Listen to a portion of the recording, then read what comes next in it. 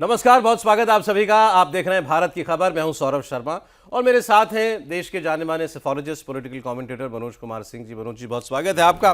Sir, आज एक idea है, क्यों ना आज हम एक पॉलिटिकल स्टॉक एक्सचेंज की तरह देखें हमारी पार्टियों के अभी पार्टी का स्टॉक कितना ऊपर नीचे है और नेताओं का आखिर जो है कितना जलवा कायम है और कितना किसका ग्राफ अप है, कितना ग्राफ डाउन है। तो शुरुआत करते हैं सर कुछ बड़ी पार्टियों के साथ। ऐसे आज राहुल गांधी जी का जन्मदिन भी है, तो कांग्रेस पार्टी की बात उस बहाने से भी हो जाएगी। बीजेपी की बात इस बहाने से शुरू करते हैं पहले कि आने वाले जो प्रदेश के चुनाव हैं उसमें सबसे बड़ा स्टेक बीजेपी का है। उत्तर प्रदेश, उत्तराखंड, गुजरात, ये तीन प्रदेश, तो गोवा, ये सारे प्रदेश तो बीजेपी के साथ के पास हैं। पंजाब के इलेक्शन में बीजेपी को बड़ी उम्मीदें हैं और इस वक्त चर्चा ये चल रही है कि प्रधानमंत्री विदेश से लौट आए और उसके बाद सबसे पहले संगठन के अंदर कुछ बड़े फेरबदल होंगे, नितिन नवीन जी की टीम बनेगी और फिर केंद्रीय मंत्री परिषद में भी बदलाव होगा। और ये बताया जा रहा है कि इस बार वो छोटा मोटा बदलाव नहीं होगा, वो एक बड़ा बदलाव होगा। तो पहले तो बीजेपी का जरा मुझे इस वक्त स्टॉक क्या कह रहा है ये बताइए। देखिए, बीजेपी एक ऐसा प्रोडक्ट, हम सीधे उसी तरीके से बात करें, ऐसा प्रोडक्ट बन चुका है कि उसमें क्या लेकर आ रही है वो ज़्यादा महत्वपूर्ण नहीं रह रहा।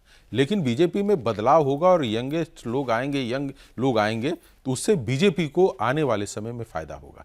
चूँकि एक परफॉर्मेंस भी चाहिए, कुछ लोगों पे लगा है बट्टा, जैसे अभी धर्मेंद्र प्रधान जी के बारे में कहें कि कहीं ना कहीं सरकार पे तो बट्टा लगा ही है। तो ऐसे जो हैं जिनके ऊपर सरकार परफॉर्मेंस नहीं देख पा रही है कि हमारे ये नहीं कर रहे, उसमें एक बड़ा बदलाव होगा। लेकिन सबसे बड़ा प्रोडक्ट का जो है, जैसे टाटा का चीज़ों को कहा जाता है कि भाई वो बाजार में आ जाता है तो सिर्फ नाम पे बिक जाता है, टाटा का नमक, टाटा की चाय, वही है कि ये मोदी का चीज़ है, ये प्रोडक्ट चल जाएगा। तो इस प्रोडक्ट के चलने में आप शंका नहीं कर सकते, क्योंकि उनको लगता है कि भाई जो डिलीवर कराने वाला जो लीडर है वो तो 24 आवर अपना पॉलिटिक्स खेलता है और सरकार और देश के लिए वो कुछ ना कुछ करते रहता है। तो जब बड़ा नेता किसी भी तरह से आगे बढ़ता है तो परफॉर्मेंस उतना ही बेटर होता है।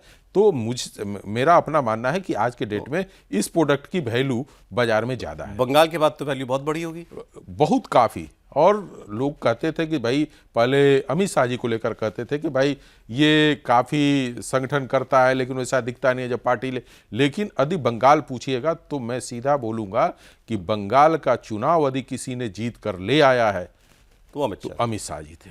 उनका संगठन का और उनकी सोच और जो तैयारी उन्होंने कराया था कि हम लोग जब फील्ड में करते थे तो हमें भी शंका थी कि कैसे होगा, और वहां पे जाकर संख्या और बढ़ जाती थी। जब मुर्शिदाबाद में गए जहां 70% 68% मुसलमान है और वहां पे 2 सीट बीजेपी जीती थी, 4 की उम्मीद करते थे, कितनी जीती? 6 सीटें जीत गई।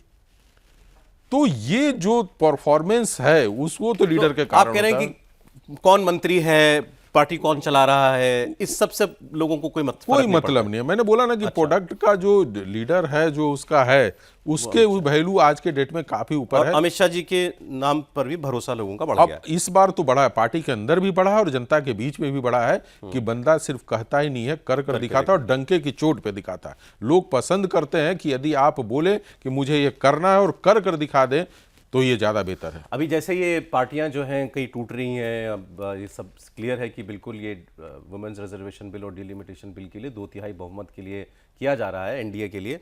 तो एक कोई व्यक्ति आज लिख रहे थे, जर्नलिस्ट ही, कि जैसे 2024 के लोकसभा इलेक्शन में बीजेपी को नुकसान हुआ अपने ही नारे का, अब की बार 400 पार, तो कांग्रेस ने और बाकी नेता ऑपोजिशन ने कहा कि ये 400 पार इसीलिए मांग रहे हैं क्योंकि इसके बाद इनको संविधान बदलना है। अब तो लिटरली संविधान बदलने के लिए ही ये नंबर जुटाए जा रहे हैं 100%। लेकिन क्या इसका कोई नुकसान हो सकता है? कुछ नुकसान नहीं होगा।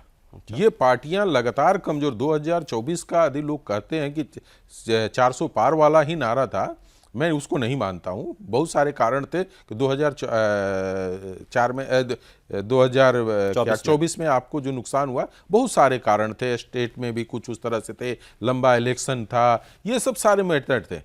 सिर्फ 400 पार वाले नैरेटिव को आप नहीं देख सकते हैं।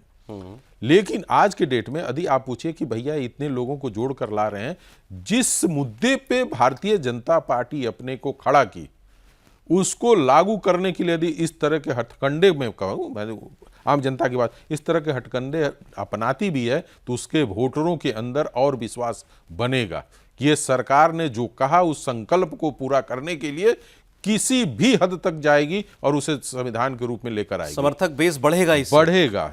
लोगों का विश्वास जब बढ़ता है ना तो समर्थन का बेस बढ़ता है। सौरभ जी, आज के डेट में हम लोग बैठकर यदि सिर्फ बातें करें और कोई उसका रिस्पॉन्स न मिले तो उससे कोई मेरे साथ नहीं जुड़ेगा।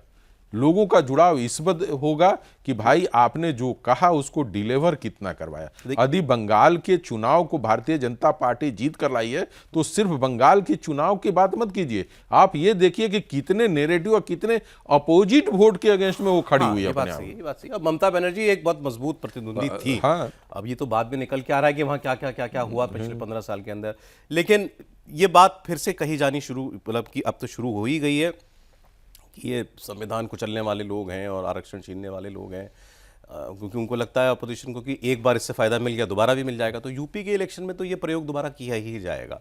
यूपी में क्या कह रही है योगी जी की रिपोर्ट? पहले तो ये बताइए कि संविधान विरोधी कहाँ से भारतीय जनता पार्टी हो गई?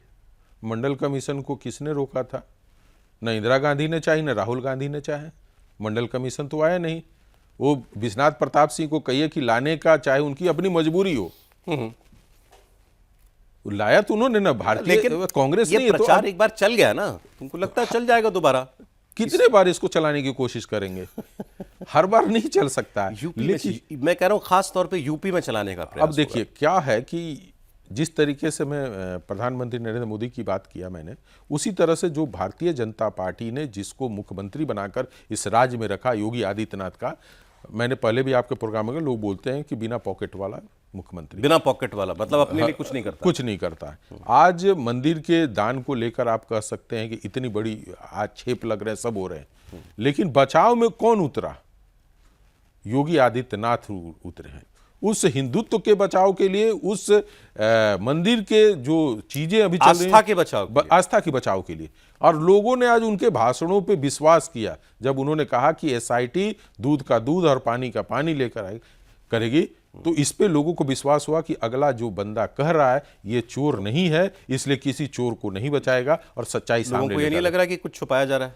ऐसा फील नहीं हो रहा पब्लिक। मैंने क्या बोला कि बोलने वाला कौन है? एक साधु यदि धर्म की बात बोले तो उसकी बात समझ में आती है, लेकिन एक गुंडा और बदमाश यदि धर्म की बात बोले तो उस पर यदि चाहे जितनी भी अच्छी बातें बोलेगा, आपके अंदर वो विश्वास पैदा नहीं हो सकता। तो बोलने वाला कौन है? योगी आदित्यनाथ है। इसीलिए भारतीय जनता पार्टी हो, चाहे अब खुद योगी आदित्यनाथ अपना चुनाव करके गए हो कि नहीं आज मुझे इसका जवाब देना है, तो मुझे लगता है कि ये उनका स्टेप काफी बेहतर है और लोगों को समझाने में वो कामयाब भी हुए। आप कोई वैसे अप्रूवल रेटिंग नहीं निकालते जैसे मॉर्निंग कंसल्ट वगैरह निकालते हैं दुनिया भर के नेताओं की? नहीं, वो निकलता है। जैसे आज के डेट में यदि मुझसे पूछिएगा कि योगी आदित्यनाथ की क्या रेट है, यदि मुख्यमंत्री के तौर पे देखा जाए, जो उनके सामने इतने लीडर हैं, उसमें मायावती को भी ले लीजिए, अखिलेश यादव को भी ले लीजिए, केशव प्रसाद मौर्य को भी ले लीजिए, ब्रजेश पाठक को ले, सारे नेताओं को ले लीजिए, तो उसके बाद 10 साल शासन इनका हो गया। बिल्कुल। और इसके बाद भी आप 65% 60% अपनी पॉपुलरिटी रेट को बनाए रख रहे हैं। अच्छा, तो आप सोचिए, योगी आदित्यनाथ 60-65% पर है। और सबसे मजबूत स्टेट का कोई यदि अपोजिशन लीडर है तो अखिलेश यादव हैं। सबसे बड़ी पार्टी उनकी विधानसभा के अंदर में है, और उस नेता के ऊपर यदि 22 या 25% का रेटिंग आए तो आप उसको मजबूत नहीं मान सकते। तो गैप बहुत ज्यादा है, बहुत ज्यादा गैप है। यही कारण है कि जो बार बार आप देखते हैं कि समाजवादी पार्टी के किसी भी नैरेटिव को आम जनता एक्सेप्ट नहीं कर पाती है, तो इसी से समझ में आता है कि गैप बड़ा है। ठीक, तो बीजेपी का स्टॉक बहुत प्रीमियम है और उसके अंदर भी 3 लोग खासतौर पर प्रधानमंत्री, गृह मंत्री और उत्तर प्रदेश के मुख्यमंत्री, इनका बोलबाला है। बोलबाला। कांग्रेस की बात कर लेते हैं। चलिए, अभी तो केरल में जीत हुई ना राहुल गांधी की, कर्नाटक में अभी कामयाबी से मुख्यमंत्री बदल दिया। कामयाबी से मतलब बिना किसी हंगामे के, बिना किसी कलेश के, कुछ प्रॉब्लम नहीं हुई। तो लोग कह रहे हैं राहुल गांधी ने अब असर्ट करना शुरू कर दिया। अब राहुल गांधी कठिन निर्णय लेने लगे हैं। अब राहुल गांधी कठोर फैसले करने से हिचकते नहीं हैं, उसको टालते नहीं हैं। अब राहुल गांधी ने एक बड़े, कांग्रेस के अंदर भी चर्चाएं हैं कि बड़े पैमाने पर फेरबदल जो है वो किया जाएगा, बड़े बड़े प्रभारी हटेंगे, नए नए लोगों को लाया जाएगा। क्या कह रहा है कांग्रेस पार्टी का सितारा? आपने कहा कि बड़े बड़े लोगों को बड़ा राहुल गांधी ने पलट दिया है। एक बात बताइए, मुख्यमंत्री जो उन्होंने केरला का बनाया है वो छोटा नेता थे कि बड़ा थे? वहां का तो बड़ा नेता है। बड़ा थे। भजन शर्मा क्या थे? भजन लाल शर्मा। कुछ नहीं, स्टेट के नेता थे, मोहन यादव क्या थे? एक मंत्री थे बस। तो सर यहाँ पे आप तुलना कीजिए ना कि जिसको कोई नहीं जानता था उसे मुख्यमंत्री बना दिया गया। यहाँ तो दो वर्चस्व की लड़ाई थी, उसमें कहिए कि एप्पल और ऑरेंजेस वाली बात कर रहे हैं आप। बीजेपी की डिसीजन मेकिंग और कांग्रेस की डिसीजन तो मेकिंग की कैसे फिर तुलना हो सकती है? अब यदि हम सेंसेक्स की बात करेंगे तो कांग्रेस वैसे ही अलग, कांग्रेस अलग यूनिवर्स है, आप उससे बहुत अच्छे से जानते हैं। नहीं, मैं कह रहा हूं कि सेंसेक्स की बात करेंगे तो हम उसी प्रोडक्ट के हिसाब से ना डिस्कशन करेंगे कि मुझे कौन सा यूज करना है। आज के डेट में लोग बोलता है कि फेयर एंड लवली लगाइए गोरे हो जाए। बहुत सारी इस कंपनियां आई, लेकिन कोई फेयर एंड लवली के नाम को तो नहीं, वे टक्कर नहीं दे पाया। तो कठिनाई यहां पे है सौरभ जी, मैं ये बताना चाह रहा हूं। चलिए फेयर, अब आपने क्या आपको नोटिस दिलवा देंगे आप फेयर एंड लवली के, चलिए बोरोलिन की बात करें। हाँ, ठीक है जी। फेयर एंड लवली का जवाब नहीं तो बोरोलिन तो है साथ में। बोरलिन तो है, तो अब तो सोचिए उसका यूटिलाइज भी किस लिए किया जाता है। नहीं तो मजाक की मैं बात नहीं। वहां पे उस चीज को कहा बोरलिन तो भाई या तो जले या तो कटे, तो वही यूज करेंगे ना। बोरलिन सजने के लिए तो नहीं कोई कर सकता। तो राहुल गांधी की स्थिति ये बनी हुई है, कोशिश उनकी अच्छी है। हमें लगता है कि समझ भी रहे हैं कि राजनीति को कहां ले जाना है, लेकिन उनको समझाने वाले लोग उस रास्ते पे नहीं जाने देना चाह रहे। पार्टी के अंदर आप एक एक करके नेताओं को भी आपने साइड किया है। यदि राहुल गांधी के अपने कार्यकाल को देख लें तो ये भी देखिए कि कितने बड़े नेता और कितने अच्छे नेता भी साइड हुए हैं। उन्होंने सोनिया ग्रुप हटा दिया, खत्म कर दिया। हाँ, तो ये इस तरह से कैसे करेंगे आप? तो कोई भी आदमी जब जब सर्वे सर्वा हो जाता है तो फिर वो हर जगह अपनी पसंद के लोग चाहता है। भाई सर्वे सर्वा कैसे हुए थे? पार्टी के अंदर जबरदस्ती हुए थे कि पब्लिक के चुन के हुए थे? ये भी तो निर्णय लेना पड़ेगा। यदि आज लोग कहते हैं कि पार्टी घर की पार्टी है, घर की पार्टी है। अभी तक माताजी देख रही थी, माताजी जब रिटायरमेंट में गई तो अब ये सब तो कुछ फिर हो तो हम गया। उनको बड़ा नेता न माने, वो तो पारिवारिक नेता माने। अब देश की सबसे बड़ी पॉलिटिकल पार्टी, सबसे पुरानी पॉलिटिकल पार्टी और सबसे बड़ी अपोजिशन पार्टी तो है, और उसके वो सबसे बड़े नेता हैं। भाई एक समय बीजेपी भी सबसे बने अपोजिशन पार्टी थी। एक समय तो पार्लियामेंट के अंदर 2 सीटें थी उनकी। मोदी जी आए, आडवाणी ग्रुप और अटल ग्रुप पीछे हुआ, लेकिन वो अपने एज के कारण हुए थे। और उनको जो हटाया गया तो ऐसा नहीं था कि हमें दूसरे जगह से ले आना है, अपने लीडरों को इन्होंने बढ़ाया। अब बात आप ये क्यों कह रहे हैं कि आज भी उसका कोई नुकसान हो रहा है कांग्रेस को? 100% हो रहा। मुझे लग रहा कि पारिवारिक जो भी पार्टियां हैं, मैं उसमें समाजवादी पार्टी को भी लूंगा, ये जितनी पारिवारिक पार्टियां हैं उनको कल के डेट में सोचना होगा कि हमारी राजनीति के लिए हमारा चेहरा नहीं, एक बड़ा नेता हो जो पार्टी को चलाए। तभी आपका समर्पण भी समझ में आएगा पार्टी के लिए। परिवार के बाहर कहीं कोई नेता ढूंढना पड़ेगा जो अच्छा नेता हो, वो परिवार में हो तो यदि आप यूटिलाइज कीजिए। आप एक बात बताइए कि अखिलेश यादव के बाद आप समाजवादी पार्टी में किसी ऐसे नेता का नाम बताएं कि जो इनके बाद उस पार्टी को संभाल ले। मुझे ये यकीन है कि जब तक मैं हूं और जब तक अखिलेश जी हैं तब तक वही उस पार्टी के। यही कठिनाई है ना, जिसके परिवार में 20-20 लोग जाकर, कोई पार्षद बना हुआ, कोई मुखिया बना हुआ, कोई ये बना हुआ है, आप उसको आप सोचे कि जनता की पार्टी बन जाए, यहां समस्या है। लोग फर्क करते हैं, परिवार की पार्टी है और ये एक अलग तरीके से चलने वाली राजनीतिक दल है। 100%। और यदि लोग भूलते हैं तो पार्टी याद दिलाती है बीजेपी कि भाई कौन है ये लोग, किसके लिए हैं। आप जिस पीडीए की बात करते हैं, इस पीडीए में आपने मुस्लिम और यादव के बाद क्या कर रहे हैं? क्यों आपके पास हरिजन वोट देने आए? इसलिए आए कि भारतीय जनता पार्टी उनको नहीं पूछ रही है। आप क्यों पूछ रहे हैं ये बताइए हमें, मुझे। मुसलमान उनके साथ आज कहिए कि मुलायम सिंह यादव के साथ ही उनके साथ खड़ी हुए समाजवादी के पार्ट, लेकिन आज ये बताएं कि आपने मुसलमानों के लिए क्या किया है? देखिए, मुसलमान तो उनके साथ सिर्फ इसलिए क्योंकि उसको बीजेपी के खिलाफ जा रहा है, बस। तो वो तो बात क्लियर है। लेकिन आप जो कह रहे हैं बाकी समाज क्यों जाए उनके साथ? ठीक है, वो जो उम्मीद लगा के बैठे कि ब्राह्मण समाज का मेरे पास आएगा, क्यों उम्मीद लगा के बैठे? उनको लगता है कि राजपूत वर्सेस ब्राह्मण भारतीय जनता पार्टी के अंदर हो रहा है तो ब्राह्मण नाराज होकर योगी आदित्यनाथ से मेरे पास चले आएंगे। आप ये नहीं बता रहे हैं कि भाई हमारे लिए ब्राह्मणों की क्या जगह है पार्टी के अंदर। आपकी कमी वहां पे है। भारतीय जनता पार्टी जब उन्होंने ओरिजिनल नारा पीडीए दिया था तो सबको पता था वो पीडीए क्या है, क्योंकि उन्होंने उसकी परिभाषा बताई थी। जी। पिछड़ा, दलित, अल्पसंख्यक, उसमें तो अगड़ा कहीं था नहीं था, क्यों जाएगा फिर? और मैं आपको याद होगा कि बहुत सारे प्रोग्राम मैंने इलेक्शन पे किया और मैं हमेशा बोलता हूं कि जो पार्टी का मूल वोट है, जैसे भारतीय जनता पार्टी का फॉरवर्ड मूल वोट है, उसके बाद वो क्या कर रहा है, ओबीसी के लिए क्या कर रहा है, तो भाई कुर्मी कोयरी को साधने के लिए वो राजभर को लेके आया, नीतीश कुमार को लेके आया, झारखंड में सुदेश महतो को लेके आया। ये बताएं कि मुस्लिम यादव के बाद और जो पीडीए का जो उनका था, उसके लिए उन्होंने क्या किया, किस तरह से उस या जाति कौन सा बड़ा नेता ही ले आया आप उस लेकर समाज आए, का? मैंने संगठन के अंदर भी नहीं उनको अहमियत दिया आपने। So, आपको अखिलेश यादव के एफर्ट में कहीं कुछ एक्स्ट्रा नहीं दिखाई दे रहा? अभी तो मुझे नहीं दिख रहा, अब चुनाव आ रहा है और दिखेगा।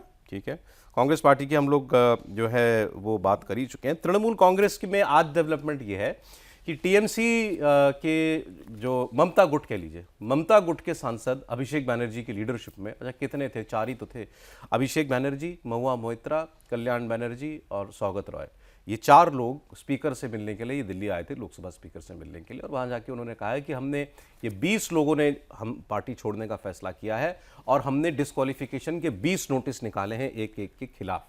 तो ये एक अपडेट है, मैं बस उसके लिए आपको बता रहा था। बाकी स्पीकर का फैसला अभी इस पर आया नहीं है। एक लड़ाई शुरू हो गई है टीएमसी के अंदर पैसों को लेकर के भी। जो बैंक अकाउंट है उसको फ्रीज कर दिया जाए। उनको कोई 250 कुछ करोड़ रुपए का चंदा शायद पिछली कुछ 250, कोई 485 करोड़ भी बोल रहे हैं। हाँ, तो हाँ, मतलब मैंने अब वो इस तरह के amount अकाउंट है। कुछ हाँ, चुनाव में खर्च भी हुआ जी, होगा। तो वहां लड़ाई अब बिल्कुल अलग लेवल पर जो है वो चली गई है। जी, जी। टीएमसी उठ पाएगी? अभी फिलहाल तो उठते हुए नहीं दिख रही है। जब खुद ममता बनर्जी बोले कि भाई अभिषेक को मैं हटा दूं तो आज जितने लोग आ नाराज जाएंगे है वापस आ जाएंगे, लेकिन आपने क्यों नहीं हटाया? आपको पता है कि समस्या क्या है, लेकिन उस समस्या का समाधान कैसे हो उस पे आप नहीं जा रही हैं। तो मैं क्या बोला कि ये जो पारिवारिक पार्टियां हैं ना सौरव जी, ये पारिवारिक पार्टियां परिवार से ऊपर बढ़कर आम जनता या पार्टी के बारे में नहीं सोच पा रही हैं। हमें पता है कि अभिषेक बनर्जी को लेकर कितना पार्टी के अंदर विरोध है, तो हमें तो सबसे पहले अभिषेक बनर्जी के ऊपर कार्रवाई करनी चाहिए और बैठक करनी चाहिए। वो बात बिल्कुल ठीक। और जब आप खुद कह रही हैं कह कि रही मुझे हैं। पता है ये प्रॉब्लम है, हाँ। तब भी तो आप उठने की बात कर रहे हैं, जनता के आपको एक्सेप्ट करेगी? अरे ऐसा नहीं है कि मुद्दे नहीं है। ये 12 साल हो गए इस केंद्र की सरकार को, तो ऐसा तो नहीं है कि इस सरकार में कोई गलतियां नहीं हुई। हमने अभी राम मंदिर की बात की, हमने अभी नीट की हम लोग बात कर रहे थे। बहुत बड़े इश्यूज हैं। नीट का पेपर होना है। नीट के पेपर होने से पहले राहुल गांधी जी ने एक बिल्कुल रॉक स्टार टाइप कोटा में स्टेज प्रोग्राम परफॉर्मेंस भी दिया कोटा में जाकर के। तो मुद्दे हैं अब, लेकिन उनको भुनाया कैसे जाए ये एक सवाल है। अब जैसे आम आदमी पार्टी की मैं अगली बात करने वाला था। आम आदमी पार्टी कोई पारिवारिक पार्टी उस सेंस में नहीं है जैसे बाकी लोग हैं, वो वन मैन पार्टी है। लेकिन अब वहाँ देखिए एक ही राज्य में वो रह गए हैं और वहाँ के चीफ मिनिस्टर बड़ी मुसीबत में फंस गए हैं। चीफ मिनिस्टर के खिलाफ अकाल तख्त ने, मतलब सिख धर्म के सबसे बड़ी रिलीजियस सीट ने उनके खिलाफ फैसला दिया और उनको गुरुद्रोही करार दे दिया, गुरु विरोधी करार दे दिया है, धर्म के खिलाफ काम करने वाला व्यक्ति बता दिया है। आप पंजाब जैसे स्टेट में जहां पर रिलीजन बहुत इंपॉर्टेंट है, वहां चीफ मिनिस्टर के ऊपर ऐसे आरोप लग रहे हों और वहां चुनाव हो कुछ महीनों के अंदर, तो कुछ तो मुद्दा बनेगा। कुछ नहीं, बहुत बड़ा सारा मुद्दा बनेगा। क्या सबसे बड़ा मुद्दा तो यही बन रहा है कि क्या ये इस कुर्सी को लेने के लिए अरविंद केजरीवाल जी जोर जबरदस्ती लगा रहे हैं। पहले तो ये आया कि भाई वीडियो किसने रिलीज किया। अब आम आदमी पार्टी के अंदर के लोगों का कहना है कि हमारे पार्टी से ही इस वीडियो को रिलीज किया गया है। ओ, तो अब इस वो बात भगवंत मान का वीडियो जिसमें वो भगवंत मान का था, उस तथा कथित तौर पर भगवंत मान का वीडियो, क्योंकि वो कह रहे हैं उसमें मैं नहीं हूं। पहले वो कहते थे एआई से बनाया गया, अब वो कहते हैं मैं हूं ही नहीं इसमें। जी। तो अब जब जनता के बीच में जनता ने समर्थन दिया था आम आदमी पार्टी को, उससे ज्यादा इनके चीफ मिनिस्टर को दिया था समर्थन कि भाई भागवत मान को। अब ऐसे स्थिति में आने के बाद आज के डेट में कोई भी मुख्यमंत्री, हमारे भी बहुत सारे आचरण हो सकते हैं जो जनता नहीं पसंद कर रही हो, लेकिन जब हमें कुर्सी दिया जाता है तो उस आचरण का हमें उस तरह से व्यवहार भी करना चाहिए। लेकिन वो वीडियो बहुत ऑब्जेक्शनेबल है। कोई आम आदमी होता तो जेल में होता, हाँ। तो अब बताइए कि इस जगह पे आकर, और इनको लगता है कि शायद हम ये स्टेटमेंट देकर बच जाएंगे, ऐसा नहीं होगा। चुनाव जैसे जैसे नजदीक आएगा ये मुद्दे बड़े होंगे और आम आदमी पार्टी को नुकसान भी ज्यादा लेकिन उन्होंने एक और लाइन क्रॉस कर दी ना। अब वो ये कह रहे हैं कि मैं नहीं हूं इसमें, या ये डॉक्टर्ड है वीडियो, एआई से बनाया, इतनी बात तो ठीक है। हालांकि अकाल तख्त ने कहा कि हमने इसकी जांच करा ली फोरेंसिक लैब में जाकर के, तो एआई वाला तो वीडियो नहीं है, वीडियो तो असली है। तो भगवंत मान जी ने कहा कि ये मैं हुई ही नहीं, चाहे अब एआई हो चाहे ना हो, लेकिन ये मैं नहीं हूँ। ठीक है, ये बात ओके, उनका दावा है ये। लेकिन फिर उसके बाद उन्होंने अकाल तख्त के जत्थेदार पर सवाल उठा दिए। उन्होंने कहा कि ये तो पॉलिटिकल निर्णय दे रहे हैं और ये मतलब अकाली दल के बिहाफ पर जो है ये फैसले दे रहे हैं। तो ये इससे और रिएक्शन पैदा करने का प्रयास किया जा रहा है कि भाई ये तो अब अकाल तख्त पे सवाल खड़े कर रहे हैं। वही हुआ जो आप दिल्ली के चुनाव के समय देखिए, जब शीश महल की बात आई थी तो आप पहले नगारते रहे कि ये इतनी महंगी चीजें नहीं है, भारतीय जनता पार्टी चुनाव जीतकर करना चाहिए। यही काम आप वहां पे भी करें पंजाब में।